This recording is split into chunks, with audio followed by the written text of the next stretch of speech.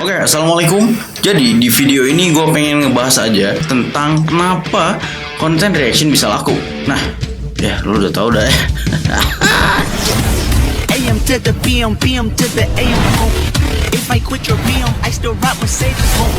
If I quit this season, I still be the greatest. Oke, jadi ini gue rasakan ketika mulai membuat konten reaction. Dan ini bukan tujuan awal gue kontennya utamanya reaction gitu, enggak. Dan dulu itu gue cuma iseng-iseng aja lihat Koridor Digital gitu kan, yang tadinya lu kalau misalkan tahu ada channel yang namanya Koridor doang gitu ya. Dan Koridor itu bikin film-film unik, film-film pendek yang sangat unik. Di channel keduanya mereka bikin yang namanya React ya, VFX Artist React, dan itu BAM, meledak banget main view-nya. Dan ya gimana kalau gue juga membahas tentang karya anak-anak Indonesia gitu kan ya, dari orang-orang yang iseng-iseng bikin video tapi bagus-bagus gitu, yang gue lihat banget di Instagram gitu kan, banyak yang share juga. Dan gimana kalau gue bikin juga hal yang semacam itu. Jujur bener, awalnya tujuannya bukan untuk mendapatkan view banyak, untuk gimana-gimana, enggak. Bikin konten yang lain aja, karena tadinya tutorial doang bosen. Dan gue juga belum jago-jago banget gitu kan ya. Dan gue bikin react yang pertama itu. Dan satu hari itu langsung alhamdulillah ya. Dan gue bikin lagi konten biasa, bikin juga konten react lagi, meledak lagi sampai 1 juta gitu ya, yang episode 2 itu. Setelah gue bikin react itu, gue merasa heran banget kenapa konten react bisa laku. Dan gue juga riset dan cari-cari juga ke channel-channel yang lain di Indonesia gitu kan, kayak misalkan PikiPix ya. Gue sih santuy sama kontennya, gue juga enjoy ya kan, seperti PikiPix, Korigor gitu kan ya. Ada juga Erpan ya. Banyak banget konten react di Indonesia ya. Laku parah men, apalagi kalau gue lihat perkembangannya PikiPix itu parah men perkembangannya, meskipun ya ada kasus-kasus copyrightnya. Dan ya di sini gue pengen ngebahas tentang reactionnya, kenapa reaction laku.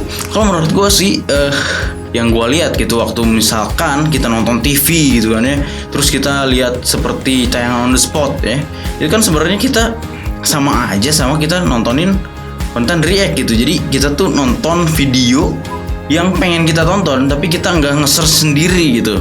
Jadi udah disediain wadahnya, ini video-video unik gini, dan lu nonton, dan itu pasti laku sih. Dan di TV pun seperti itu men. Di on the spot itu gue nggak tahu sih mereka izin atau enggak ke pemilik videonya, tapi rata-rata semua emang dari YouTube. Mereka cuma modal selamat datang di acara kita, dan kita akan menampilkan video-video gini gitu doang kan, sebenarnya nampilin video yang udah ada di YouTube doang gitu kan ya. Dan itu menarik penonton banget, karena kalau menurut gue misalkan CCTV ya, acara CCTV gitu kan ya, tragedi gini atau video-video unik gini, kayaknya males banget untuk kita sengaja buka HP gitu pengen lihat yang gitu-gitu.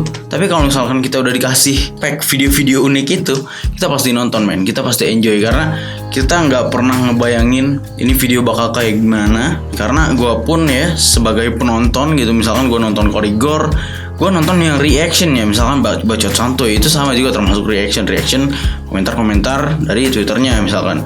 Terus dulu juga Korigor pernah membuat video reaction, ya itu juga gue nonton gitu loh. Tapi ketika dia bikin konten gaming, gue nggak nonton.